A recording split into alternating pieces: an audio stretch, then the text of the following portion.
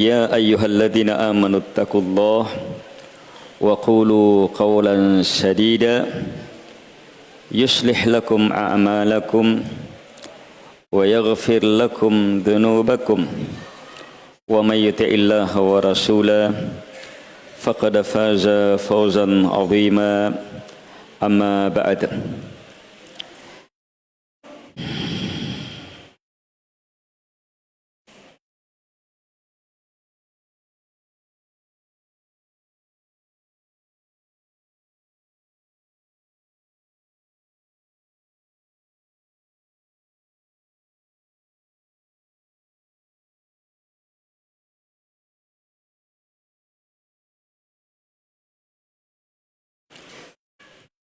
فإن أصدق الحديث كتاب الله وخير الهدي هدي محمد صلى الله عليه وعلى آله وسلم وشر الأمور محدثاتها وكل محدثة بدعة وكل بدعة ضلالة وكل ضلالة في النار.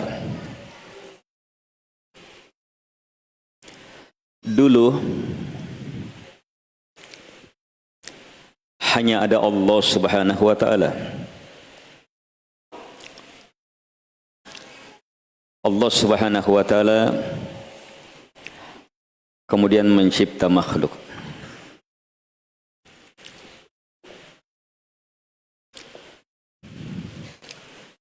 Tercipta malaikat, tercipta jin, iblis laknatullah alaih. Keduanya beribadah dan memperhambakan diri kepada Allah Subhanahu wa taala. Hanya penciptaan alam justru maksud utamanya karena akan diciptanya Adam alaihi salatu wassalam beserta turunannya yang memang dicipta untuk ke bumi. Tapi beliau alaihi salatu wassalam dicipta di atas. Hidup di atas bersama para malaikat, bersama dengan iblis, beribadah kepada Allah Subhanahu wa taala. Dan Allah nampakkan kemuliaan Nabi Adam dengan ilmu yang dengannya malaikat dan iblis disuruh sujud. Sujud penghormatan, bukan ibadah. Ketika itu dibolehkan. Di sana iblis dengan penuh hasad dan kedengkian meminta kepada Allah Subhanahu wa taala untuk diberi kesempatan menjerumuskan Nabi Adam alaihi salatu wassalam beserta turunannya, dan berhasil mengajak, merayu Nabi Adam alaihi salatu wassalam, akhirnya melanggar perintah Allah Subhanahu wa taala untuk tidak mendekati sebuah pohon. Di sana setelah Nabi Adam keliru, bersalah, Allah Subhanahu wa taala berfirman,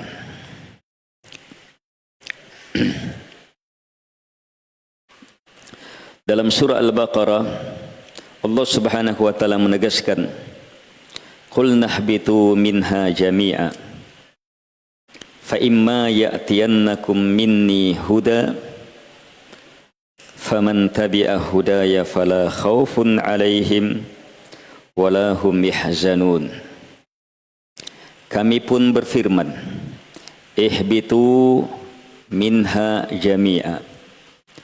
Kalian, Nabi Adam, istrinya, iblis, kalian seluruhnya turun, keluar dari surga, turun ke bumi. Dan memang Nabi Adam dicipta untuk di bumi. Hanya proses sampai turun melewati peristiwa seperti ini. Lihat, di sini kita akan memahami hakikat agama itu apa. Yang akan kita pelajari rambu-rambunya, beberapa ketentuan-ketentuan mendasarnya.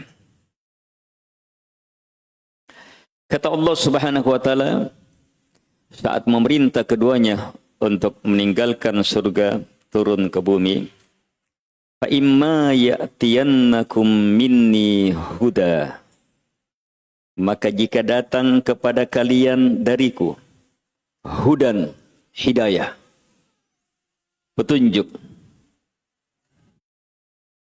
faman tabi'a hudaya, maka siapa yang mengikuti petunjuk itu,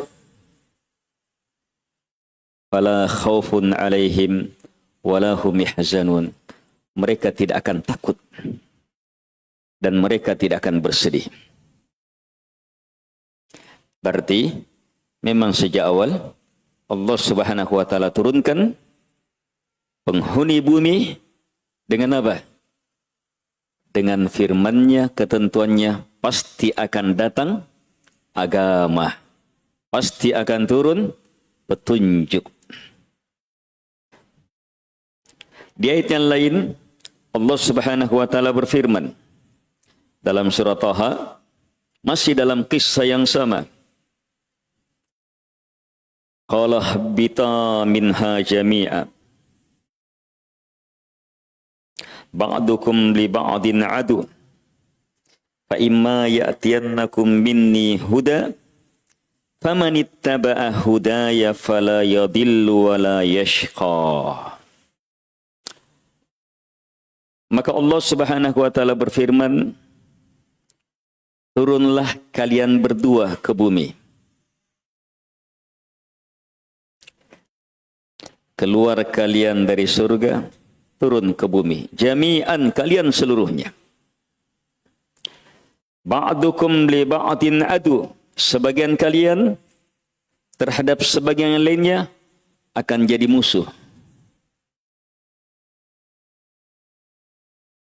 Ini hakikat permusuhan yang ada. Itu permusuhan dari atas. Ini sejarah dunia yang ada sekarang. Semua permusuhan yang ada sekarang ini hasil dari yang di atas ini. Kedengkian iblis, hasadnya iblis, akhirnya memusuhi Nabi Adam alaihi salatu wassalam. Dan Allah hukum turun keduanya ke muka bumi dan akan terus jadi permusuhan. Ba'dukum li ba'din adu. Sebagian kalian terhadap sebagian lainnya akan bermusuhan. Setelah itu muncul jalan keluar. Fa imma ya'tiyannakum minni huda. Maka jika telah datang kepada kalian dariku hudan, hidayah, petunjuk, ilmu, wahyu, agama, famanittaba'a hudaya, maka siapa yang betul-betul mengikuti petunjukku, mengikuti agamaku, fala yadillu, tidak akan tersesat, wala yashqa, tidak akan celaka. Kalau di atas, fala khaufun alaihim wala hum yahzanun. Berarti orang yang ketika datang petunjuk dari Allah Subhanahu wa taala turun, kemudian dia ikuti, dijamin akan mendapatkan 4 hal. Fala khaufun alaihim wala hum yahzanun, fala yadillu wala yashqa. 1, la khaufun, tidak ada sama sekali takut untuk mereka. Tidak ada sesuatu yang membuat mereka khawatir, bimbang, gelisah, gundah. Walahum yahzanun, dan mereka tidak akan bersedih. Bagaimana ke depan, bagaimana, tidak perlu dikhawatirkan. Tidak perlu mereka sedihkan. Itu jaminan Allah Subhanahu wa taala. Cukup 1 saja syaratnya. Faman tabi'ah hidayah, atau famanittaba'a hidayah. Siapa yang ikuti agamaku, hidayahku, Siapa yang betul-betul berpegang di atas hidayahku, maka dapat 4 ini. Fala khaufun alaihim walahum yahzanun. Terus, fala yadillu, tidak akan sesat. Wala yashqa, dan tidak akan celaka. Kalau kita balik, berarti apa? Kalau tidak takut, tidak sedih, berarti apa? Hah? Kalau tidak takut, berarti apa? Aman. Kalau tidak sedih, berarti apa? Bahagia. Tidak sesat, berarti apa? Hah? Di atas hidayah, di atas kebenaran. Wala yashqa, tidak celaka. Berarti apa? Betul-betul selamat. Satu saja syaratnya. Dan alhamdulillah, kita tidak disuruh cari petunjuk sendiri. Tidak disuruh cari. Jadi tidak perlu sarjana hukum sih. Yang mau mengatur hukum dan seterusnya. Allah Subhanahu wa taala yang menjamin akan menurunkan petunjuk itu.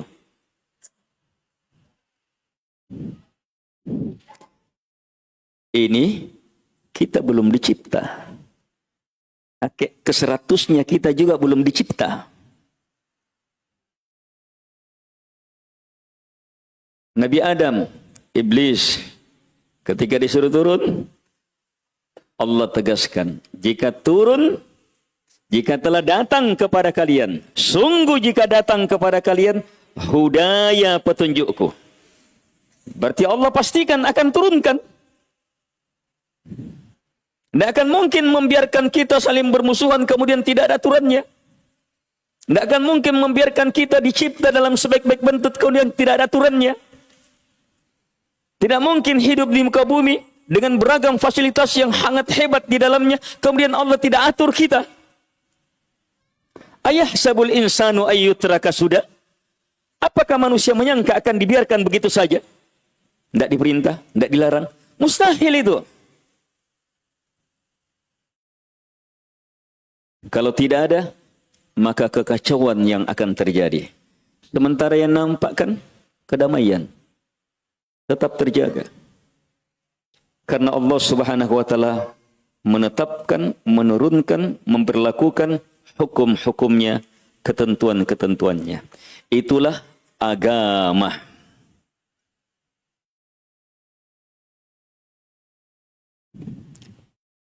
Jadi agama jaminan dari Allah Subhanahu wa taala sebagai apa? Pedoman di muka bumi. Ini pedoman untuk manusia. Pedoman untuk jin. Allah pasti turunkan petunjuk. Dan alhamdulillah wa syukrulillah. Hidayah, pedoman, petunjuk, wahyu, agama yang turun kepada kita yang terbaik. Yang paling sempurna. Dibawa oleh manusia Sallallahu alaihi wasallam.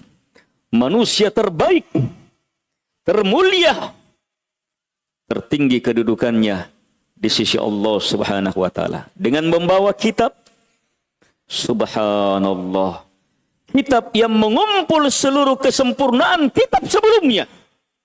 Dan ditambah lagi dengan kesempurnaan-kesempurnaan yang tidak ada dalam kitab sebelumnya. Dengan syariat, dengan agama yang Allah tegaskan, innad dina indallahil Islam. Sungguh agama di sisi Allah hanyalah Islam. Yang Allah ancam, wala tamutunna illa wa antum muslimun. Jangan coba-coba meninggal kecuali kalian hanyalah muslim. Yang Allah tegaskan, wa may yabtaghi ghairal islami dina falan yuqbala min wa huwa fil akhirati minal khasirin. Siapapun yang mencari, mengharapkan, menginginkan agama selain Islam, satu, falay yuqbala min, selamanya tidak akan pernah diterima. Sekedar tidak diterima. Allah lanjutkan, wa huwa fil akhirati minal khasirin. Dia di akhirat pasti kekal dalam kerugian, kehinaan. Alhamdulillah. Agama terbaik untuk kita, dibawa oleh Nabi, termulia untuk kita, dengan kitab teragung untuk kita. Syariat yang paling lembut, paling mudah, paling membahagiakan, paling sempurna, paling hebat. Alhamdulillah.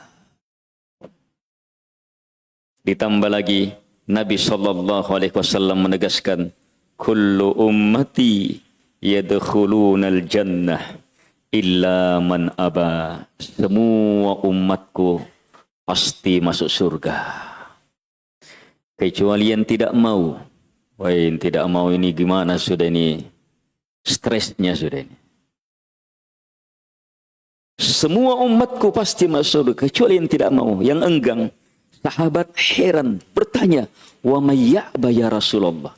Siapa yang tidak mau itu? Siapa yang enggan itu? Nabi SAW menegaskan, man ata'ani dakhalal jannah, wa man asani faqad aba. Siapa yang mentaati saya, pasti masuk surga. Berarti ini umat. Dan siapa yang bermaksiat, menyelisihi petunjuk saya, maka ini yang tidak mau.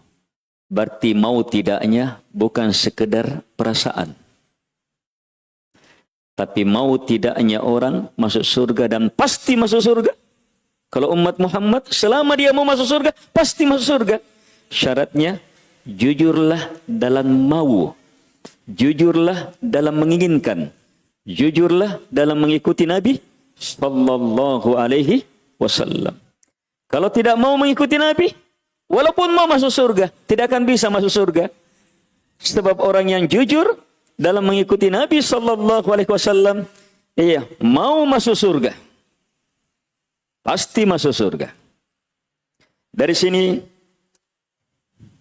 terbuka pendahuluan ilmu besar dalam memahami agama ini. Bagaimana beragama? Bagaimana beragama? Rambu-rambu beragama, jalan-jalan agama, dan hal-hal yang berhubungan dengannya, kita bisa kokoh di atas agama Allah Subhanahu wa ta'ala. Kita tahu ilmu besarnya. Diawali dari apa? Penciptaan jin dan manusia sampai akhirnya turun. Kalau kita paham hakikat ini dan betul-betul memahami hakikat ini, maka cermati. Ingat ya, peristiwa Nabi Adam itu Injil sudah dirusak. Sebelumnya Taurat sudah dirusak, dicampur. Sekarang katanya perjanjian baru, perjanjian lama. Itu bukan Taurat, bukan Injil, tapi ada. Hanya yang mana yang benar, yang mana yang jelas bercampur. Dan dua kitab suci ini sebenarnya sudah tidak suci sudah. Sebab diinjak-injak sendiri oleh umatnya. Hampir tiap saat, tiap tahun dibuat perubahan. Diganti seenaknya. Makanya tidak ada yang bisa hafal. Ayo, berapa banyak sudah? Sebelum kakek nenek kita belum lahir. Bahkan sebelum kakek neneknya Nabi Muhammad SAW belum lahir. Saudara Nabi Musa alaihissalam dengan Tauratnya. Kemudian setelah wafat Nabi Musa, berubah. Dan dirubah itu Taurat. Dan berapa banyak sudah pembelajaran, sekolah, madrasah, kampus-kampus dan seterusnya untuk mempelajari Taurat sampai sekarang. Dan datangkan satu orang yang hafal Taurat. Hafal perjanjian lama. Bukan Taurat, hafal perjanjian lama. Ayo, tidak ada satupun. Siapa yang menghafal perjanjian baru? Tidak ada satupun. Padahal banyaknya kampusnya, banyaknya sekolahnya, banyaknya. Tapi coba Al-Quran. Justru tidak akan bisa dihitung siapa yang menjadi penghafal Al-Quran. Bahkan subhanallah, orang yang tidak tahu bahasa Arab pun bisa menghafalnya. Tidak tahu bahasa Arab pun bisa menghafalnya. Kenapa? Sebab memang firman Allah Subhanahu wa taala seperti itu sifatnya. Kaum muslimin dan muslimat yang dimuliakan oleh Allah Subhanahu wa taala. Kesyukuran besar untuk kita karena kita dicipta sejak turunnya dengan turunnya ajaran yang terbaik, ajaran baginda Rasul sallallahu alaihi wasallam. Kalau kita pahami sejarah ini, maka pahami bahwa hakikat semua agama yang dibawa oleh semua nabi dan rasul itu sama. Dan para ulama menjelaskan 3 usul, 3 pokok yang semua agama sama. Ajaran Nabi Adam sampai Nabi Muhammad sallallahu alaihi wasallam datang dari Allah Subhanahu wa taala sama dalam 3 hal. Ini 3 hal dikenal juga dengan nama Thalathatul Usul. Kalau pelajaran tadi pagi, Thalathatul Usul itu apa? Ma'rifatullah, menjawab siapa yang kamu sembah. Ma'rifatun Nabi, menjawab siapa nabimu. Ma'rifatul dinil Islam, menjawab apa agamamu. Kalau Thalathatul Usul yang semua agama sama adalah sama 2 hal yang pertama. Ditambah yang ketiga, semua nabi, semua agama, semua kitab yang Allah Subhanahu wa taala turunkan mengajak untuk hidup bersiap meraih akhirat. Semuanya mengajak untuk beriman kepada hari akhirat. Sama, semuanya mengajak untuk beribadah hanya kepada Allah Subhanahu wa taala, tidak kepada selainnya. Semua nabi dan rasul datang untuk mengajak supaya tunduk dan taat terhadap nabi dan rasul Allah Subhanahu wa taala. Dan semuanya mengajak untuk apa? Hiduplah untuk mempersiapkan hidup yang sebenarnya, hidup di akhirat. Dan dalam 3 ini Nabi Muhammad sallallahu alaihi wasallam datang dengan kesempurnaannya. Ajaran Nabi Muhammad SAW yang paling sempurna dan terus terjaga, mengajak untuk beribadah hanya kepada Allah Subhanahu wa taala. Ajaran Nabi Muhammad SAW yang paling sempurna memahamkan untuk mengikuti petunjuk Allah Subhanahu wa taala melalui nabi dan rasul Allah Subhanahu wa taala, dan terus terjaga sampai detik-detik kiamat.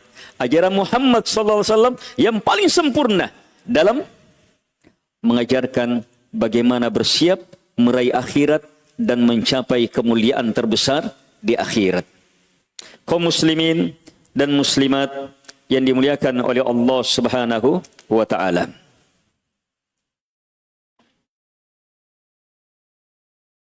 Kita sudah masuk ilmu pokok yang kedua, bahwa beragama berada di atas petunjuk Nabi sallallahu alaihi wasallam itu 3 hal harus kuat.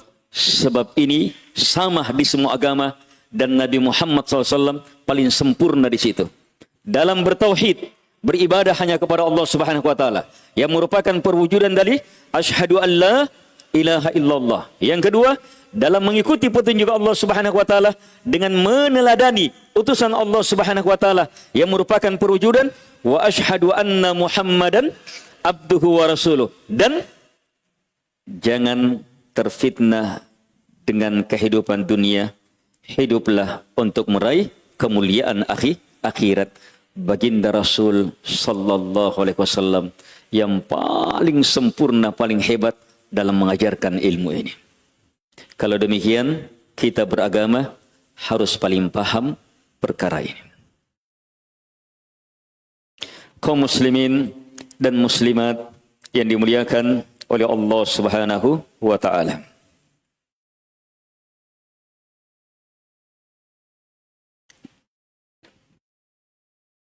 Dalam surah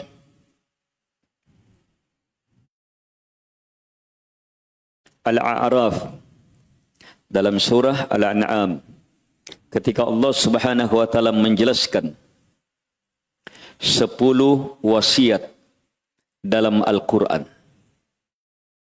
wasiat yang terakhir, wa anna hadha sirati mustaqiman fattabi'u wa la tattabi'us subul fatafarraqa bikum an sabili dzalikum wasaqum bihi la'allakum tattaqun. Dan sungguh ini adalah jalanku, sirati jalanku, mustaqiman lurus, fattabi'u maka ikuti jalan lurus itu. Wala tattabi'us subul, jangan kalian mengikuti jalan-jalan yang banyak di sekitar jalan yang lurus itu. Kenapa? Fatafarraqa bikum an sabili.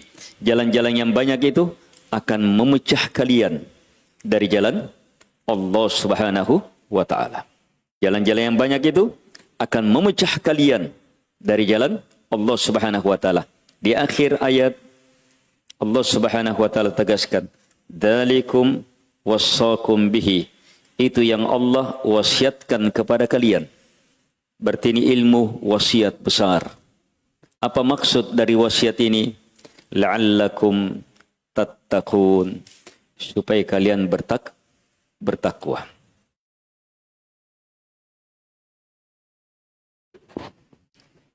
Kipasnya diputar-putar saja. Cermati. Ayat ini adalah ilmu yang sangat besar akan pembahasan kita. Rambu-rambu dalam beragama. Kalau di jalanan rambu-rambu itu apa? Tanya Pak Polisi. Kenapa itu rambu dibuat itu? Belok kiri, belok kanan, stop, lurus, dan seterusnya. Lampu merah, iya. Kan banyak rambu-rambu itu. Iya. Ada juga di jalanan, ada banyak sekali. Semuanya rambu. Iya. Untuk apa rambu ini? Nah, untuk apa rambu jalanan? Hah? Agar tertib. Apa lagi? Rambu jalanan. Supaya? Hah? Sebagai petunjuk. Terus apa lagi kegunaan rambu? Untuk apa? Kenapa perlu rambu-rambu itu? Supaya cantik jalannya.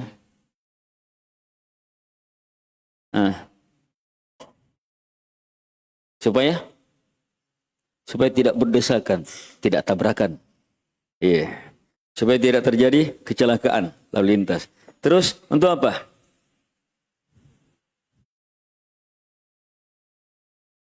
Untuk apa rambu ini? Rambu dipasang di mana? Jalan. Jalan itu untuk kemana? Jalan untuk kemana? Untuk keliling-keliling saja? Mutar-mutar, tidak kembali-kembali. Jalan untuk sampai ke tujuan.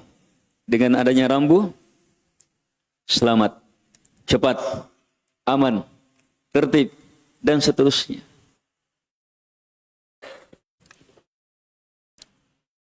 Kita sudah dipahamkan dalam kehidupan nyata. Dengan adanya rambu, jalanan akan lurus. Coba lihat hadits ini. Ini ayat ini. Wasiat terakhir. Dari 10 wasiat. Wasiat terakhir ini mengumpul wasiat pertama sampai wasiat terakhir. Wa anna hadha sirati mustaqima, kata Allah. Sungguh inilah jalanku, mustaqiman, lurus. Jadi itu memberi ilmu apa? Bahwa jalan sampai kepada Allah Subhanahu wa taala yang Allah turunkan itu. Yang Allah turunkan itu dalam bahasa hadits hablullah, talinya Allah. Supaya bisa sampai kepada Allah Subhanahu wa taala. Terhubung bisa sampai kepada Allah Subhanahu wa taala. Jalannya Allah Subhanahu wa taala itu lurus. Kata Allah, fattabi'u, ikuti jalan itu. Wala tattabi'us subul, jangan ikuti as-subul. As-subul bentuk jamak dari sabil. Jangan ikuti jalan-jalan yang banyak yang berada di kelilingnya. Kenapa? Fatafarraqa bikum an sabili. Sebab dia akan mengeluarkan kalian dari jalan Allah Subhanahu wa taala. Keluar itu, tersesat. Dzalikum wassakum bihi la'allakum tattaqun. Itu yang Allah wasiatkan kepada kalian supaya kalian bertakwa. Nabi sallallahu alaihi wasallam langsung mengajarkan ayat ini dengan skema. Nabi menggaris garis lurus. Lurus betul. Satu garis, lurus. Setelah itu Nabi garis di keliling, di kiri kanan garis yang lurus, garis yang sangat banyak. Garis lurus, kemudian garis yang sangat banyak di kiri kanannya. Iya. Setelah itu, Nabi mengatakan, yang lurus ini, Nabi tunjuk, ini sirati. Inilah jalanku. Mustaqiman, lurus. Terus, yang di kiri kanan, subul. Itu as-subul. Yang Allah katakan, wala tattabi'us subul. Jangan ikuti as-subul ini. Dalam hadis Nabi menambah lebih dalam lagi. Kata beliau sallallahu alaihi wasallam, likulli sabil syaitan yad'u ilaiha. Di setiap jalan yang banyak ini ada syaitan yang mengajak, ayo kemari, ayo kemari. Yang mengajak kepadanya.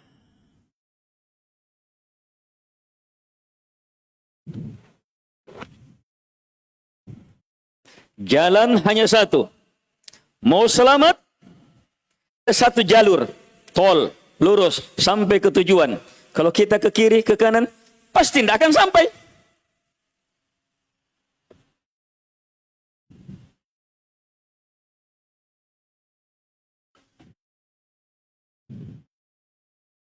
Kalau ini terpahami, bahwa untuk berada di atas agama, maka harus memiliki dua. Pahami dulu dasar ayat ini. Fattabi'u wala tattabi'u subul. Dua perintahnya. Fattabi'u, ikuti. Wala tattabi'u subul. Dan jangan ikuti jalan di kiri kanan itu. Tidak cukup hanya sekedar ikuti. Kemudian kita melanggar larangan. Mau selamat harus dua.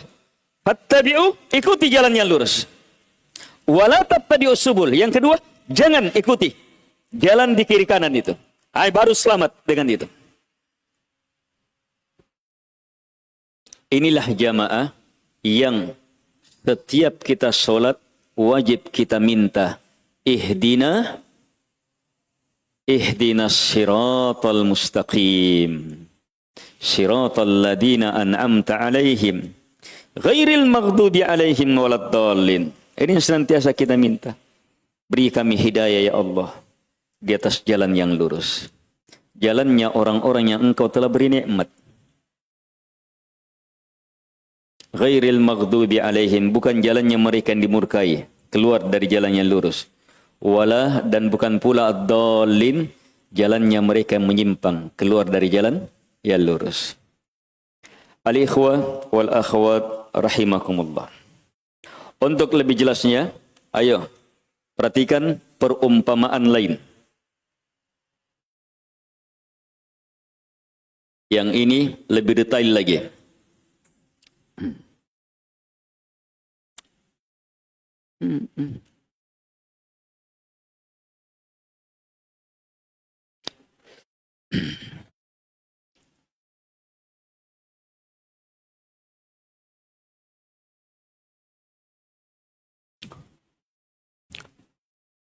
Bahwa Rasulullah sallallahu alaihi wa ala alihi wasallam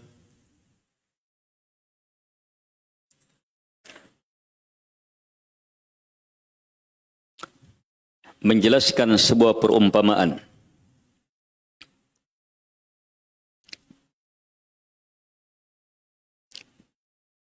Dalam hadis An-Nawas ibn Sam'an Al-Ansari radhiyallahu anhu, diriwayatkan oleh Tirmidzi, An-Nasa'i dalam Al-Kubra, disahihkan oleh Al-Albani rahimahullahu taala dalam Sahihul Jami', bahwa Rasulullah sallallahu alaihi wasallam bersabda, "Daraballahu mathalan siratan mustaqima.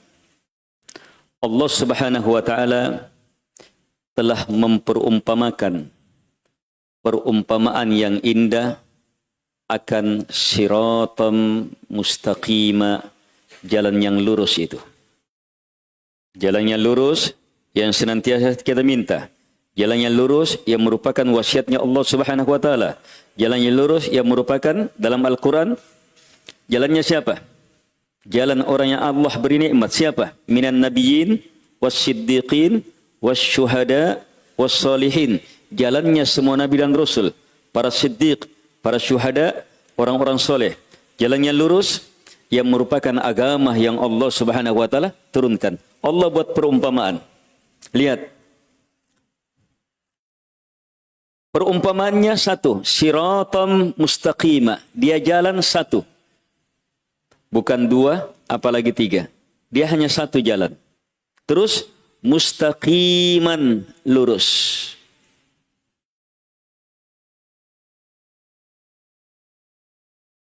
Wa ala jambatai sirat suran.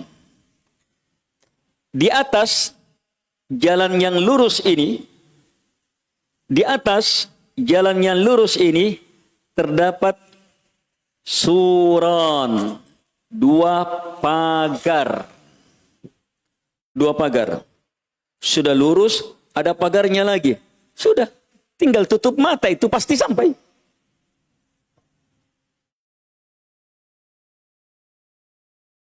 Apalagi kalau mobil canggih sekarang, sudah. Tancap gasnya, kunci, kan lurus ini. Terus saja, tidur saya di mobil. Sampai sudah. Ada pagarnya lagi. Hanya fihima abwabum mufattahata. Mufattahah. Pada dua pagar ini terdapat pintu-pintu. Hati-hati. Pintu-pintu terbuka. Wa alal abwab suturum murkhah. Dan pada pintu-pintu, jadi jalan lurus. Kemudian ada apa? Pagarnya. Hanya pagar panjang yang melindungi, membatasi jalan yang lurus ini. Itu pintu-pintu. Sepanjang jalan ada pintu-pintu. Pintu terbuka yang hanya tertutup dengan kain yang terulur. Bukan pintu yang terkunci. Sekedar kain saja yang terulur. Wa ala babis sirat da'in yaqulu ayyuhan nas udkhulus sirata jami'a wa la tatawa'aju wala tata'awwaju. Terus di ujung jalan, bukan di ujung, di awal jalan ada yang menyeru. Apa seruannya? Masuk kalian ke pintu ini. Masuk kalian seluruhnya ke pintu ini. Jangan keluar dari pintu ini. Jangan keluar dari jalan ini. Jadi kan jalannya lurus. Di awal untuk masuk ada yang mengarahkan. Kan kalau salah masuk tidak akan masuk. Perlu di awal ada yang mengarahkan. Jadi di awal ada yang mengarahkan. Kalian masuk semuanya ke sini. Jangan sekali keluar. Jangan melenceng. Jangan sampai terjerumus ke dalam pintu-pintu itu. Terus wada'in yada'u min fawqis sirat. Dan ada penyeru yang kedua. Yang menyeru di atas jalan. Dari atas dia seruannya. Apa seruan dari atas?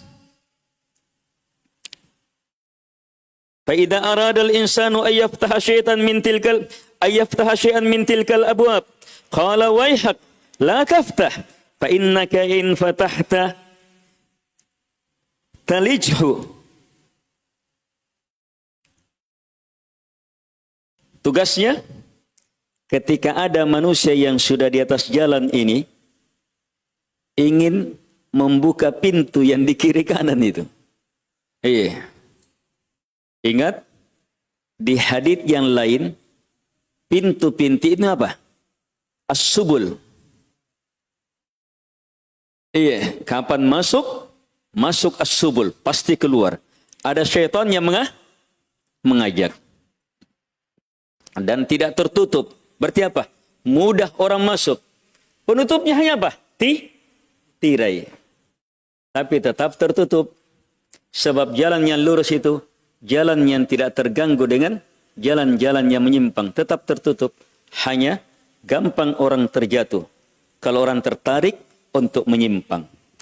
Kapan ada manusia yang di atas jalan yang lurus ingin mendekati, mau membuka itu pintu? Yang sangat mudah dibuka. Oh, singgah dulu deh. Kayaknya ada ini. Coba-coba dulu lah. Iya, mungkin enak. Mungkin menguntungkan. Beragam syubhat supaya singgah. Kapan dia mau singgah? Maka penyeru di atas mengatakan, hei, celaka kamu. Celaka kamu. Kalau kamu masuk situ, celaka kamu. Jangan buka pintu itu. Jangan masuk.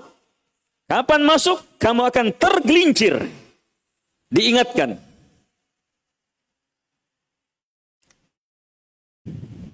Ini perumpamaan. Nabi sendiri yang langsung menafsirkannya. Kata beliau, jalan yang lurus adalah Islam.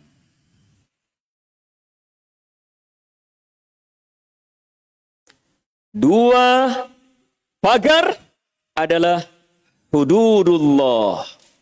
Batasan-batasan Allah Subhanahu wa taala. Jadi ada agama, ada batasan agama. Lewat batasan berarti apa? Keluar dari agama. Menyimpang dari agama. Ada batasannya. Terus pintu-pintu yang terbuka, maharimullah. Seluruh yang Allah haramkan. Ini jalan-jalan menyimpang. Berapa pintu? Berapa pintu? Wih, sepanjang jalan.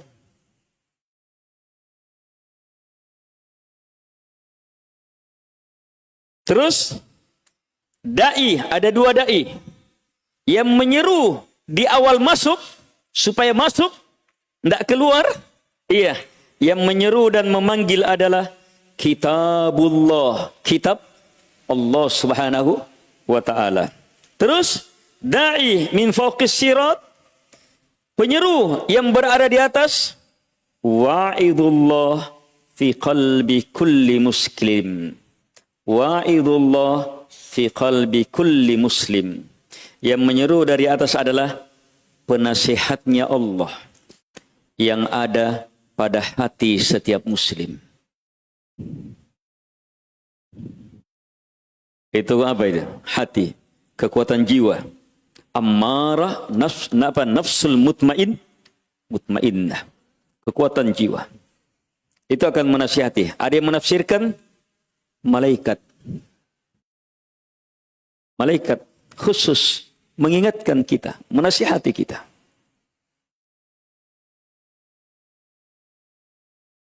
Ayo, dari sini iya, jelas sekali sudah. Berada di jalan, iya. Jalan yang lurus itu apa? Islam. Beragama, berislam. Dan Islam itu lurus, mustaqim. Sifat mustaqim, sesuatu dikatakan mustaqim, iya. Satu, lurus. Dua, luas. Tiga, mudah. Empat, paling cepat. Lima, tertinggi, termulia. Itu sifat-sifat as-sirat al-mustaqim.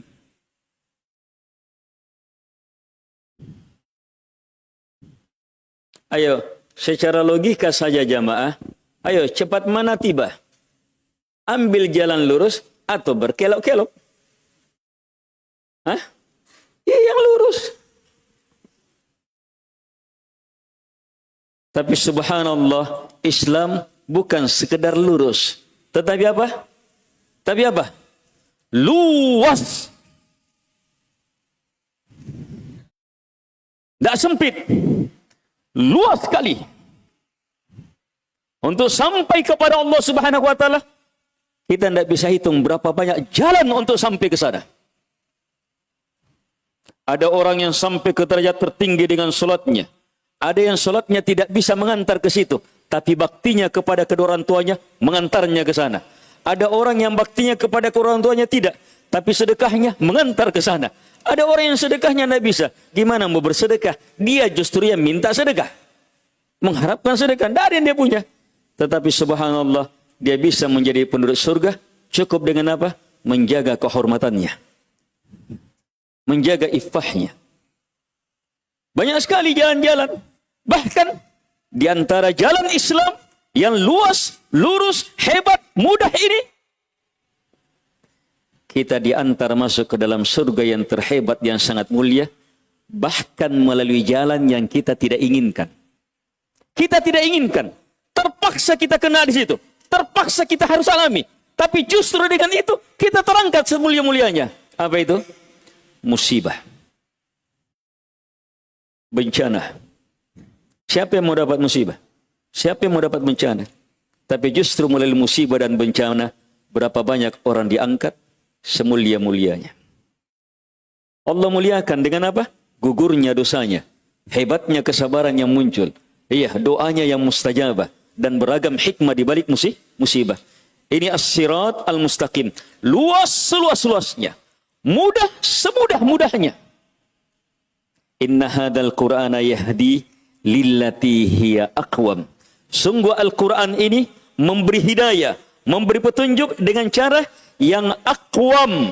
Aqwam yang paling luas, paling sempurna, paling jelas, paling mudah, paling nikmat, paling cepat sampai, dan paling tinggi hasilnya. Itu makna aqwam. Itu makna al-mustaqim. Aqwam. Itulah Islam.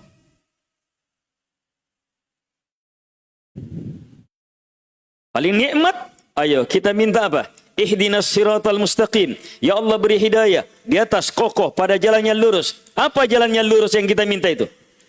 Lanjutkan. Siratal ladina an'amta alaihim. Jalannya orang-orang yang engkau telah beri nikmat. Jalannya orang-orang yang engkau telah beri nikmat. Itu jalan kenikmatan. Kaum muslimin dan muslimat yang dimuliakan oleh Allah Subhanahu wa taala. Mari kita pahami agama ini, batasannya, rambu-rambunya, kejelasannya melalui perumpamaan ini dalam hadis dan dalam ayat yang merupakan wasiat yang terbesar. Jalan yang lurus adalah Islam. Islam itu sempurna. Untuk masuk, ayo, untuk masuk ke Islam, apa itu Islam? Lihat siapa yang mengajak masuk. Kitabullah. Kitab Allah Subhanahu wa taala. Kitab Allah menyuruh apa? Wa ma atakumur rasulu fakhudhu wa ma nahakum anhu fantahu. Apapun yang dibawa Nabi, ambil. Apapun yang di dalam Nabi, tinggalkan. Kitab mengajak. Wa may yuti'ir rasul faqad ata Allah. Siapa yang mentaati Rasulullah SAW, sungguh telah taat kepada Allah Subhanahu wa taala. Kitab menjelaskan bahwa wa ma yantiqu anil hawa in huwa illa wahyu yuha. Tidak ada yang boleh ucapkan dari hawa nafsu. Apa yang boleh ucapkan hanyalah wahyu yang diwahyukan. kitab mengharuskan mentaati Allah, mengikuti Nabi, berada di atas petunjuk Nabi SAW. Berarti kitab Allah mananya apa? Apa yang Nabi SAW bawa, berupa Al-Quran atau berupa sunnah. Sebab kitab Allah wahyu. Wahyu itu Al-Quran dan sunnah Nabi. Nabi SAW bersabda, "Ala inni utitul Qur'ana wa mitlahu ma'ah." Hei, ketahuilah, saya itu diberi Al-Quran dan yang semisal Al-Quran bersamanya. Sunnah.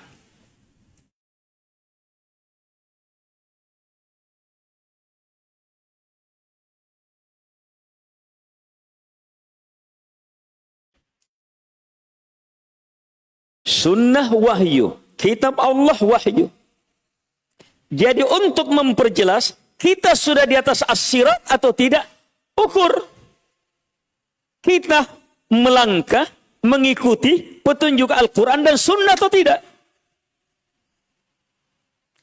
Ini belum berbicara, hebat tidaknya kita di atas jalan. Baru berbicara, kita sudah masuk atau tidak. Di atas jalan atau tidak. Iya, jangan-jangan Google Map-nya lagi tidur. Iya. Sehingga jelas-jelas kita harus ke depan, tapi di Google Map diarahkan justru mundur. Belum bangun.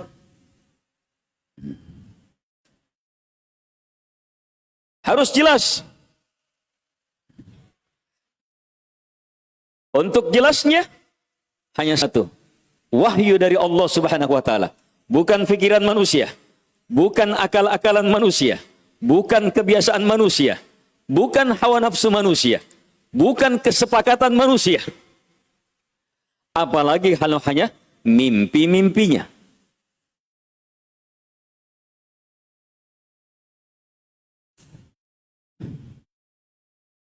Ini perkara jamaah, perkara agama itu perkara besar dalam kehidupan. Perkara agama itu perkara kedahsyatan alam semesta ini. Langit, bumi dengan segala keindahan kedahsyatannya itu hanya sarana. Itu hanya sarana. Bukan maksud utama. Yang semuanya nanti akan hancur. Tujuannya apa? Agama. Wahyu. Tujuannya apa? Manusia yang menerima agama. Yang kapan dia terima agama, walaupun semuanya hancur, justru kematian semakin memperindah agamanya. Justru kebangkitan di pada mahsyar semakin dampak jelas kehebatan dan kemuliaan agama. Ini perkara besar.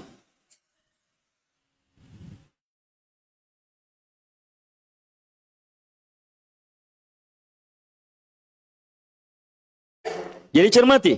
Perkara besar dalam hidup adalah kita di atas agama atau tidak. Dan ketahuilah semua manusia di atas agama. Hanya agamanya benar atau salah. Sebab agama itu apa? Din itu apa? Apa agama? Apa din? Pedoman hidup. Yang dengannya seseorang berpikir. Yang dengannya seseorang bergerak. Yang dengannya seseorang berjuang, yang dengannya seorang maju, yang dengannya seorang berkorban. Itu agama. Semua manusia ada itu. Komunis ada agamanya. Walaupun diikat Tuhan, komunis itu sendiri agamanya. Itu prinsipnya, itu keyakinannya. Yang dengannya dia marah, dengannya dia benci, dengannya dia mencintai, dengannya dia mendukung. Semua manusia di atas agama. Di atas prinsip, di atas pegangan. Tetapi, mana agama yang benar? Jadi tidak ada namanya tidak ada agama. Komunis tidak justru itulah agama. Tidak beragamanya itulah agamanya.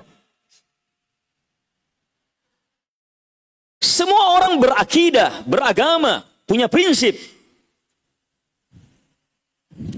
Yang dengannya dia marah, yang dengannya dia berkorban, yang dengannya dia siap mati. Semuanya.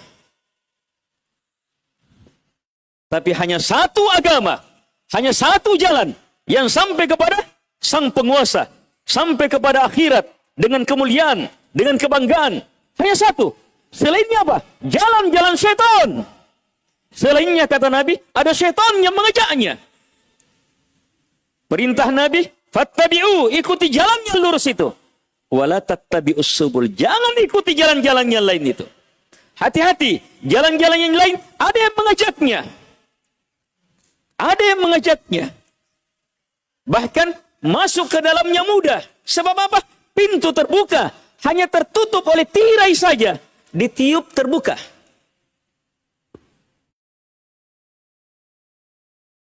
Nah, karena itulah perlu apa? Lihat sempurnanya agama, dibuatkan pagar lagi. Sudah lurus, jelas, terang, awal masuknya jelas. Awal masuknya jelas. Kalau di atas Quran, di atas sunnah, ada firman Allah Subhanahu wa taala, ada sabda Nabi SAW, itu jalannya lurus sudah. Terserah siapapun yang menganggapnya bukan, pasti itu jalannya lurus. Sebab Allah yang berfirman, Nabi SAW bersabda, di awal jalan apa? Kitab Allah mengajak. Kalau sudah ajakan kitab Allah, pasti jalannya lurus. Dan jalan yang lurus ini luas, alhamdulillah. Mudah, alhamdulillah. Lurus, alhamdulillah. Nyaman, alhamdulillah. Dan banyak orang yang bersamanya. Siapa yang bersama di atas jalan yang lurus? Allah berfirman. Siapa? Minan nabiyyin, was-siddiqin, was-syuhada, was-salihin, wa hasuna ulaika rafiqa. Semua Nabi dan Rasul berada di sini. Semua pengikut Nabi dan Rasul yang terhebat, Siddiq, berada di sini. Semua syuhada, orang-orang berilmu, para syahid berada di sini. Semua orang soleh berada di sini. Wa hasuna ulaika rafiqa. Indahnya mereka sebagai teman dalam perjalanan. Kita tidak sendiri, jamaah. Hanya dalam kehidupan, mungkin ada orang sendiri. Mungkin ada orang sedikit. Mungkin ada orang, apalagi di akhir zaman. Bada al-islamu ghariba, wa sayaudu ghariba. Fatuba lil ghuraba. Nabi SAW menjelaskan, Islam diawali dalam keadaan aneh. Sedikit. Begitu besar, kata Nabi, wa sayaudu ghariba. Dan akan kembali lagi menjadi aneh. Banyak kaum muslimin, tapi Islam itu sendiri aneh bagi kaum muslimin. Fatuba lil ghuraba, maka beri kabar gembira bagi para ghuraba. Sifat ghuraba terus di atas Islam, walaupun manusia menyimpang, terus mengajak kepada kebaikan, melakukan perbaikan di tengah banyaknya kerusakan. Sampai kapan? Sampai kehancuran alam ini. La tazalu ta'ifatum min ummati dhahirina 'alal haqq la yadurruhum man khalafahum wala man khadalahum hatta ya'ti amrullah. Nabi menjelaskan dengan ilmu wahyu. Nabi menjelaskan dengan ilmu wahyu, terus menerus ada sekelompok dari umatku dhahirina 'alal haqq, nampak jelas di atas kebenaran. Terang-terangan, tidak sembunyi-sembunyi. Terang jelas di atas kebenaran. La yadurruhum man khalafahum. Tidak membahayakan mereka orang yang menyelisihinya. Dan tidak membahayakan mereka orang yang meninggalkannya. Dia ditinggalkan, dia diselisihi, dia dicemooh, dia disakiti. Tidak membahayakan mereka. Terus mereka semakin kuat di atas agama. Sampai kapan ini kelompok ada? Hatta ya'tiya amrullah, sampai datang ketentuan pasti dari Allah Subhanahu wa taala. Para ulama menafsirkan amrullah di sini adalah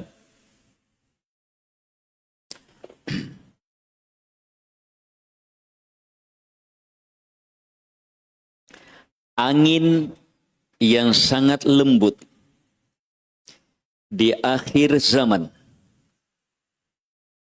Angin yang sangat lembut di akhir zaman.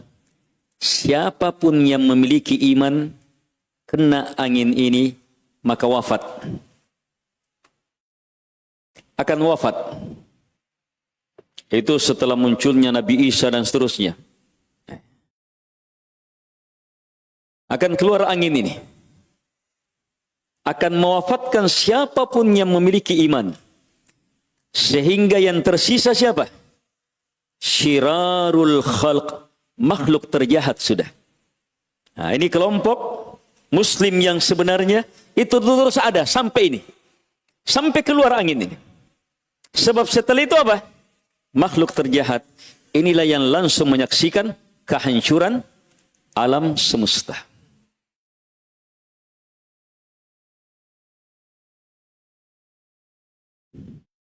Lihat sifatnya mereka. Di atas jalan yang lurus. Terus menerus. Semakin kecil. Semakin sedikit. Iya. Dalam tinjauan umum. Semakin sedikit. Tidak membahayakan mereka. Orang yang menyelisihi mereka. Mereka ditentang, diselisihi, dicemooh, ditinggalkan, disakiti. Tidak membahayakan mereka. Tetap mereka kokoh di atas agama Allah Subhanahu wa ta'ala. Ayo, sifat utamanya cepat. Mereka masuk hanya berpikir apa? Al-Quran, Sunnah. Pikiran, keyakinannya, prinsipnya, langkahnya.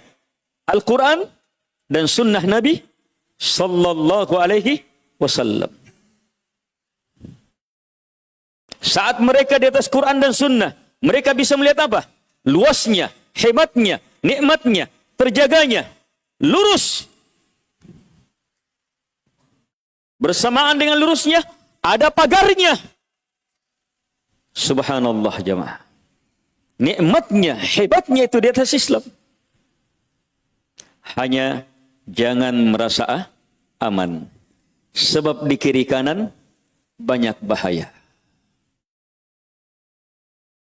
Ayo, pagar itu apa kata Nabi SAW? Hududullah. Batasan-batasan Allah Subhanahu wa ta'ala. Jadi ada batas. Keluar dari batas. Keluar dari. Sama kalau orang, orang ke Mekah. Orang ke Mekah. Kalau di Mekah berarti daerah haram. Masuk Madinah, daerah haram. Kalau masuk Mekah, Madinah, daerah haram berarti apa? Tidak boleh sembarang menebang. Tidak boleh orang sembarang membunuh binatang. Tidak boleh orang sembarang berburu hewan. Haram kalau daerah haram. Untuk selamat dari hal itu harus tahu batasnya. Oh ini batasnya. Lewat batas, bisa. Harus tahu batas-batasnya. Agama kita punya batas. Batasan-batasan Allah Subhanahu wa ta'ala. Jadi ada agama tempatnya di batas. Iya. Tempatnya di mana? Batas. Lewat batas berarti keluar. Haram. Ada pintunya. Sudah ada pagarnya jelas. Iya. Keluarnya ada pintu. Pintu ini keharaman. Ada setan yang mengajaknya. Tidak tertutup. Hanya tidak terkunci. Hanya tirai saja. Ayo jangan merasa aman.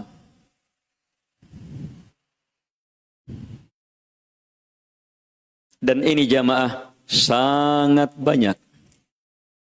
Sebab sepanjang jalan. Mungkin ada satu hal yang membahayakan. Kita sudah tahu. Bisa kita jauhi. Tapi jangan merasa aman. Jangan-jangan kita masuk ke lubang yang lain. Selamat jangan-jangan masuk ke lubang yang lainnya. Yang berbahaya sudah masuk lubang. Masuk lagi lubang yang lainnya. Dalam lubang berlubang-lubang lagi. Sehingga begitu sadar, oh sadar saya, harusnya lubang ini. Ternyata masih ada apa? Masih ada 1001 lubang yang harus dia sadari.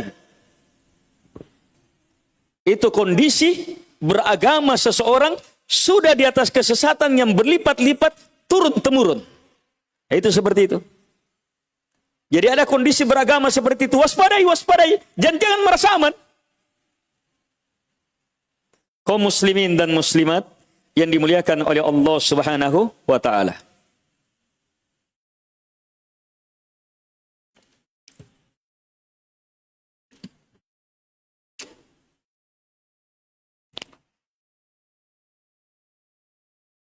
Kalau demikian, kita punya rambu. Lihat, rambu yang pertama, tanda jalan. Jalannya jelas, lurus. Di atas jalan, siapa yang bersamamu? Jelas. Itu kan tanda semuanya. Kan biasanya kalau kita memilih jalan, oh ini jalan ke kiri atau kanan. Oh ya, yang di sana itu saja, yang kanan saja. Karena banyak orang lewat situ. Berarti itu yang jelas. Orang kadang melihat itu. Oh iya, kita ini ke kiri atau ke kanan ini. Oh ambil yang kanan. Saya lihat si Anu begitu. Saya lihat si Anu yang tahu jalan. Saya lihat tadi lewat situ. Jadi di atas jalan itu sudah dapat apa? Sudah dapat ilmu kita. Iya. Kita akan tahu kita di atas jalan kalau kita rasakan kebahagiaan, kita rasakan ketenangan, kita rasakan keluasan, kita rasakan kedamaian, kita rasakan kenikmatan, kita rasakan kebersamaan. Kebersamaan dengan siapa? Semua orang yang berada di atas jalan yang lurus. Itu jalan yang lurus.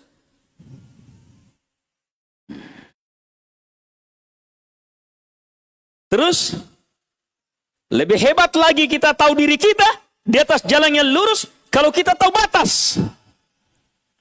Kita tahu batas di kiri kanan.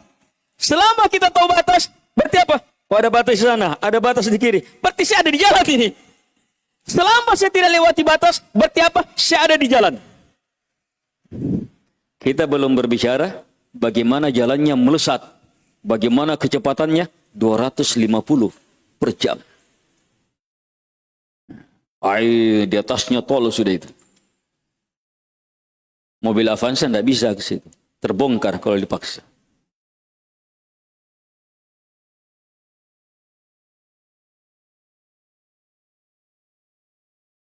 Jadi mau hebat di atas, ya tingkatkan mobilnya. Jangan hanya Avanza. Sebab dia di atas jalan itu ada yang jalan kaki. Ada yang naik sepeda. Iya. Ada yang naik motor. Ada yang naik motornya keluaran 80-an. Masih jalan tapi berdebu. Keluar asap. Iya. Salah sedikit, iya, naik motor campur dorong. Tapi tetap di atas jalan. Tapi ada yang Masya Allah melesat. Luar biasa cepatnya. Cepatnya juga nikmatnya di atas.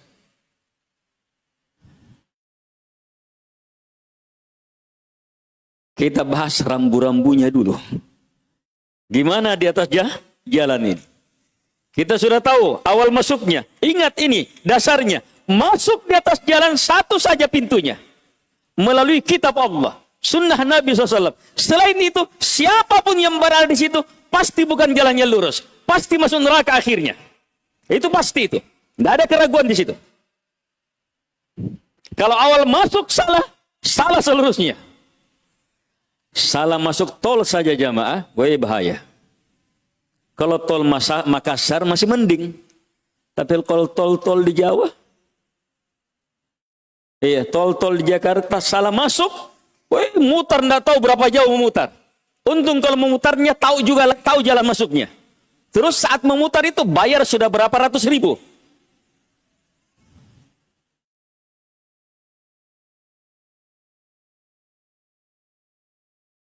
Ini salah masuk.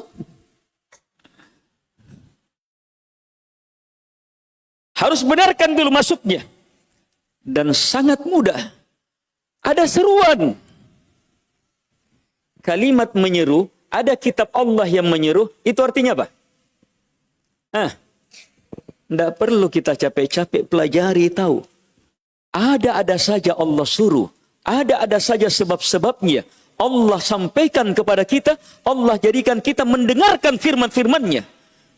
Allah Maha tahu dalam menyeru kita. Ada orang yang sangat jauh dari pengajian, tapi Masya Allah dapat hidayah. Dia tahu jalan. Ada orang yang berada di pusat kota, luar biasa banyaknya pengajian, tetap tidak bisa melihat, tidak tahu jalan. Tidak tahu awal masuknya. Allah Subhanahu wa Ta'ala tahu. Di atas jalan yang luas, ada batasan Allah.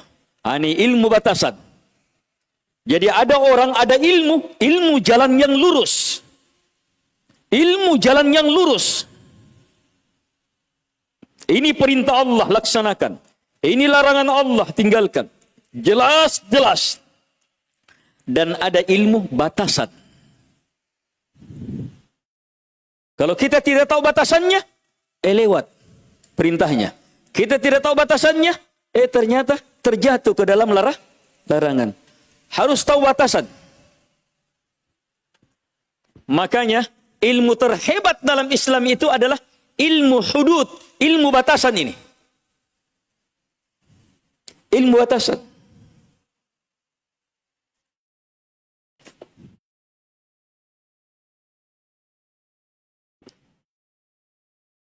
Ayo, ilmu batasan, perhatikan. Perintah ada batasnya. Tilka hududullah, fala ta'taduha. Itu adalah hudud, batasan Allah Subhanahu wa taala, maka jangan sekali-sekali kamu lampaui. Jadi ada batasan dalam makna perintah. Mau selamat, jangan lewat batas. Jangan lewat batas. Selamat.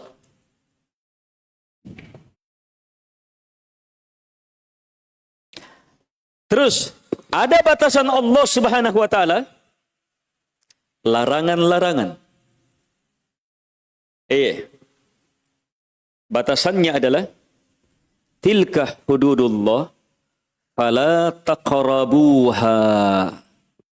Itu batasan Allah Subhanahu wa taala. Karena itu jangan dekati. Ayo perhatikan, jangan dekati.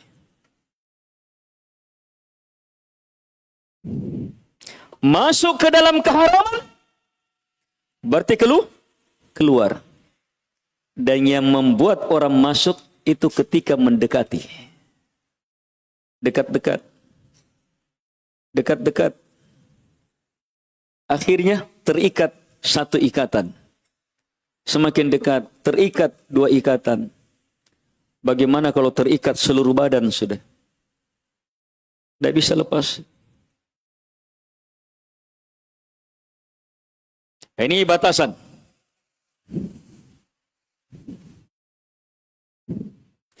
Memahami perintah, melaksanakan perintah, hebat luar biasa. Tetapi lebih penting setelah itu adalah memahami batasan perintah. Jangan lewat batas. Ada orang paham sunnah, mencintai sunnah, mengamalkan sunnah sudah. Tapi dia tidak tahu batasnya, lewat batas.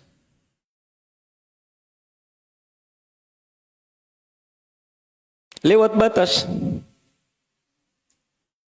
Coba lihat.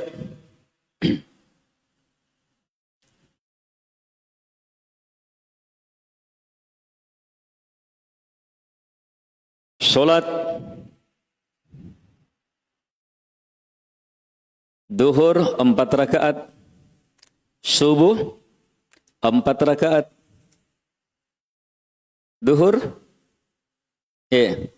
salat duhur 4 rakaat, salat subuh 4.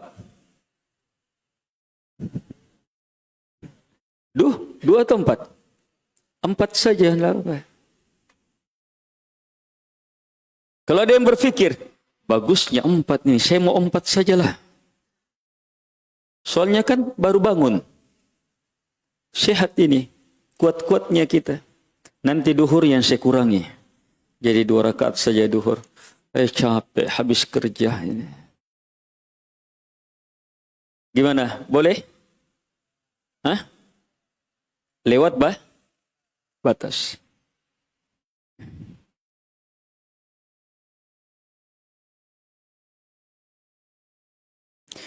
Salat subuh 2 rakaat. Tapi Dia sholat, mulai dari apa? Salam dulu, baru akhirnya takbiratul ihram. Dia balik cara sholat. Ini apa? Lewat. Tidak di atas petunjuk, lewat. Atau sholat subuhnya 2 rakaat. Iya. Tapi, takbiratul ihramnya, takbiratul ihramnya 3 kali. Allahu Akbar. Allahu Akbar. Allahu Akbar. Baru kemudian baca doa iftitah. Kenapa terlarang? Bukankah bertakbir lebih bagus?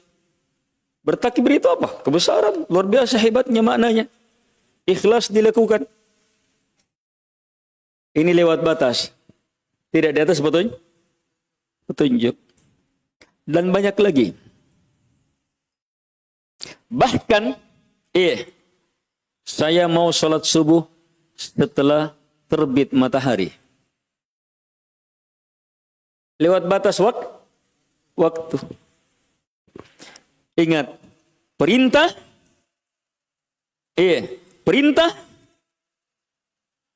harus dilakukan, tapi haram lewat batas. Tilka hududullah, kata Allah. Ini ayat. Tilka hududullah, fala ta'taduha. Itu batasan Allah. Karena itu jangan kamu lampaui, lewati. Itu kaidah, jangan lampaui untuk perintah, batasan dalam bentuk perintah. Contoh lain. Ayo, merapatkan kaki saat sholat. Apa hukumnya? Merapatkan kaki. Lengang. Rapat dalam sholat. Hukumnya apa? Ada yang menyebutkan sunnah, ada yang menyebutkan wajib. Wajib lebih kuat. Dan ada orang sudah pelajari itu. Merapatkan. Ini sunnah Nabi. Apakah hukumnya wajib atau sunnah? Petunjuk Nabi SAW. Oh, dia mau tegakkan. Dia tegakkan di masjid yang kebetulan saat itu jamaah yang di sampingnya belum tahu hal itu. Dan orangnya sensitif. Disentuh kakinya, woi sudah. Takbir. Ikhwah masuk. Allahu Akbar. Rapatkan kaki. Rapatkan kakinya lagi seperti pemain taekwondo. Tegas. Kagetnya di samping. Keras. Ini dia tegakkan sunnah lewat batas. Nabi SAW mengatakan, yang paling baik di antara kalian yang sholat, yang paling lembut siku-sikunya. Artinya yang paling lembut dalam bersaf. Kalau ini, si bapak geser kakinya. Si ahli sunnah yang baru belajar, semangat-semangatnya, tegakkan sunnah. Dia rapatkan lagi. Akhirnya si bapak batal sholatnya. Karena si ahli sunnah goblok. Mau menegakkan sunnah, membatalkan sholatnya orang. Mana sunnah seperti itu? Itu menghancurkan sunnah. Itu bid'ah. Bid'ah dalam menegakkan sunnah. Jadi kadang sunnahnya sudah benar, tapi bid'ah dalam penegakannya. Ini yang banyak kita tidak pahami. Ada batasan. Pengamalan, batasan ilmu.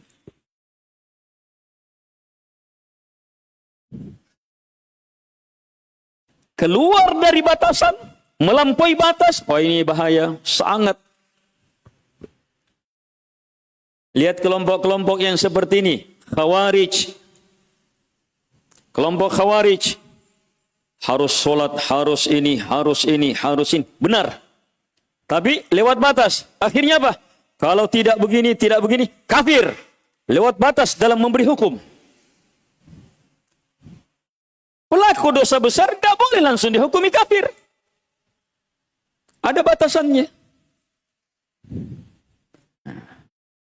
Ayo lewat batas. Dan jangan merasa aman di sini. Sebab apa? Di zaman Nabi sallallahu alaihi wasallam sudah terjadi. Ayo, di zaman Nabi 3 orang sahabat Nabi radhiyallahu anhum datang ke mana? Ke rumah Nabi sallallahu alaihi wasallam. Mau apa? Belajar langsung dari Nabi sallallahu alaihi wasallam. Ingin mengenal, mengetahui apa yang Nabi lakukan di rumah. Terus, ayo, ini orang belajar sudah benar caranya? Sudah benar? Benar sudah. Langsung sumber aslinya. Hanya Nabi tidak dapat. Tidak ada Nabi SAW saat itu. Tapi ada istri Nabi. Dapat ilmu dari istri Nabi. Benar. Jalur ilmunya benar. Sanadnya benar. Sumbernya benar. Terus bagaimana pahamnya? Sangat mereka pahami. Bahasa Arab. Sangat mereka mengerti. Terus bagaimana sikapnya? Sampai pahamnya ke hati. Sangat masuk ke dalam hati. Sampai-sampai 3 sahabat yang mendengarkan bagaimana Nabi SAW di rumah itu langsung bersemangat. Semangat luar biasa. Nabi SAW seperti ini. Padahal sudah diampuni semuanya. Manusia terbaik. Tapi seperti ini sholatnya. Wah, kita ini bagaimana?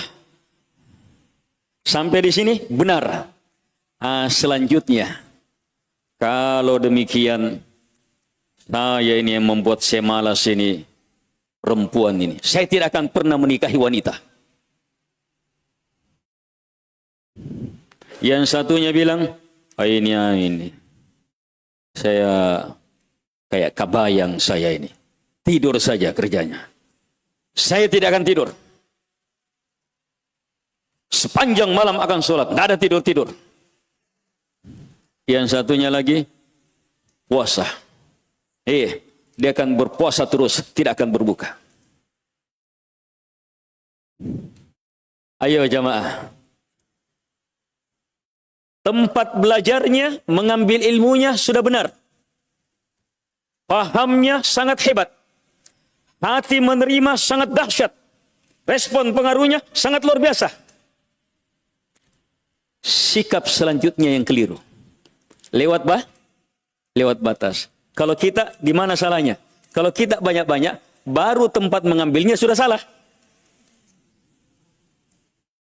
Sebab sumbernya sudah tidak jelas. Dari siapa? Tidak jelas sudah. Sudah tidak jelas, salah paham lagi.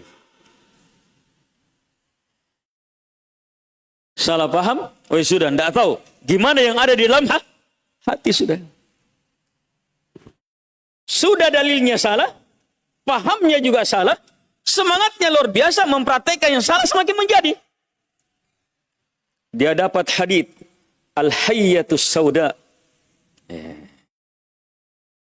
Dawa likulli da.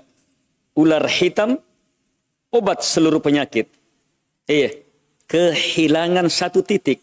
Harusnya kelebihan 1 titik. Harusnya al-habba. Ini tambah titiknya. Salah dia sumbernya. Salah baca dia. Al-hayyah, ular hitam. Harusnya al-habbatus sauda. Jintan hitam. Obat seluruh penyakit. Ini ular hitam.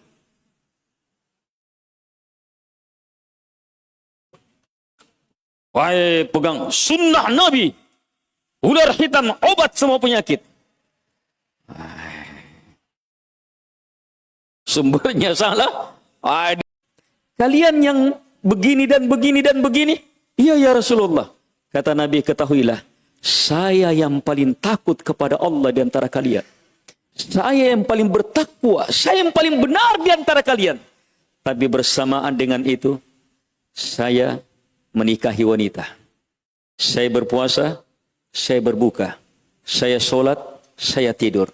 Faman raghiba an sunnati falaysa minni. Ini hadis ini keluar di sini nih.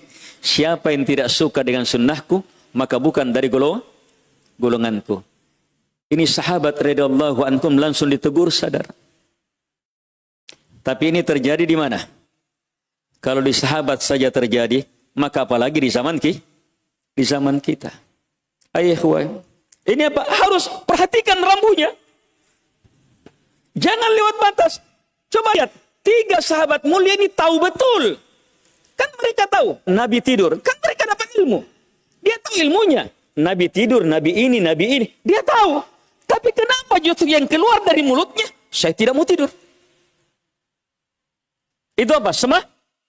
Semangat berlebihan. Ini rambu-rambunya ini. Jangan sampai lewat batas. Ini apa? Ini contoh dalam apa? Semangat mengamalkan sesuatu. Contoh lain. Contoh dalam apa? Semangat apa? Semangat dalam mengingkari kemungkaran. Contoh pembunuh 2 orang yang bersahabat. Satu ahli ibadah dan satunya pelaku dosa. Asalnya ada dalam Sahih Al-Bukhari. Yang ahli ibadah setiap melihat temannya melakukan dosa, dia tegur. Beristighfar kamu itu berdosa lagi. Diajak supaya kembali. Dia nasihati. Apa kata temannya? Ini antara saya dengan Allah ini. Setiap bersalah, ditegur lagi. Temannya hanya mengatakan, biarlah ini antara saya dengan Allah ini. Suatu hari dilihat lagi, woi marah. Temannya juga tetap mengatakan seperti itu. Ini antara saya dengan Allah Subhanahu wa taala. Kenapa kamu campur, kamu urusi semua urusan saya? Atau semakna dengan dia.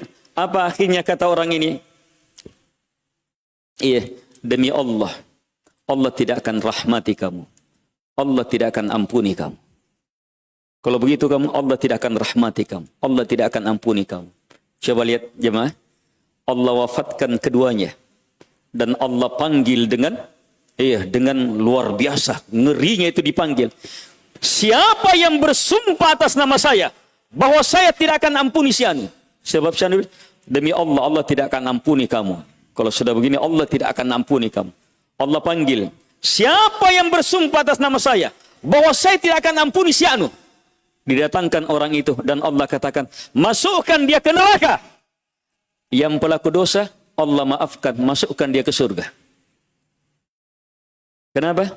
Lewat batas mengingkari, sampai dia tidak tahu dirinya, seolah-olah ampunan di tangannya. Kalimat itu, demi Allah kamu tidak ampuni, itu kalimat kamu tidak ampuni, kalimat sangat kurang ajar itu. Sebab yang mengampuni itu hanya Allah Subhanahu wa taala. Pantaskah manusia berani lancang menentukan Allah tidak ampuni? Tapi itu muncul tidak langsung. Muncul dari apa? Semangat merubah kemungkaran. Ini waspada. Ada rambu-rambu. Benar kita benci terhadap kemungkaran. Benar cegah kemungkaran. Tapi keluar hukum lewat batas, waspadai. Ini ilmu hudud. Ilmu hudud itu jamaah ilmu paling sulit. Yang lebih sulit lagi, hudud seperti ini. Ayo, lihat hudud yang seperti ini. Ini yang paling sulit. Ini yang paling sulit. Ini tidak semua ulama masuk di situ. Hanya ulama-ulama spesial yang tahu ilmu ini. Seperti ini. Hasad. Hasad boleh tidak? Hasad boleh tidak? Hasad itu dosanya iblis itu. Tapi Nabi bilang hasad boleh. Dalam 2 hal. Ada orang punya hafalan Quran, dia gunakan untuk kebaikan, kita hasad. Saya juga mau seperti itu. Masa saya kalah? Ada orang yang punya kekayaan, dia sedekah dengan seterusnya. Di situ kata Nabi boleh hasad. Saya juga mau seperti itu. Masa saya kalah? Hasad yang haram, hasad yang dibolehkan, batasannya. Di mana batasannya? Ini ilmu hudud. Kiaskan seperti itu. Banyak sekali perkara yang memerlukan apa? Ilmu hudud. Ilmu hudud. Apalagi kembali kepada melihat masalah dan mafsadah. Ini banyak sekali perkara. banyak kekacauan di tengah kaum muslimin karena rusaknya ilmu hudud. Bahkan di tengah siapa? Di tengah ahli sunnah karena rusaknya ini. Bahkan di tengah ulama. Para ulama kacau statementnya. Kenapa? Masing-masing berbicara sesuai dengan batasnya. Sesuai dengan batasnya. Masing-masing punya batasan. Dan yang terbaik adalah man kana yu'minu billahi wal yawmil akhir falyakul khairan aw liyasmut. Itu batasan. Langsung dari Nabi, tidak ada yang bisa keluar. Mau selamat, ikut itu. Siapa yang beriman kepada Allah dan hari akhirat, ucapkan yang terbaik saja. Bisa? Itu saja. Kalau tidak bisa, yasmut, diam. Itu yang terbaik. Diam, itu yang terbaik. Banyak kekacauan terjadi, fitnah memfitnah terjadi. Sebab apa? Melanggar batasan. Ini ikhwah, ini dimaksudkan dengan hudud, rambu ini. Iya. Terakhir, subhanallah, agama ini dalam kesempurnaannya tidak sampai di situ. Masih ada lagi apa? Wa'idullah, pengingat. Masih ada lagi pengingat Allah dalam hati setiap muslim. Ini bagaimana merespon ini? Insyaallah setelah solat, dan kita akan tutup dengan kesempurnaan materi ini, dan kita akan kasih nasihat terakhir sehubungan dengan indahnya persaudaraan di dalam Islam. Iya, sekian. Subhanakallahumma hamdik, subhanakallahumma hamdik, subhanakallahumma. Assalamualaikum warahmatullahi wabarakatuh.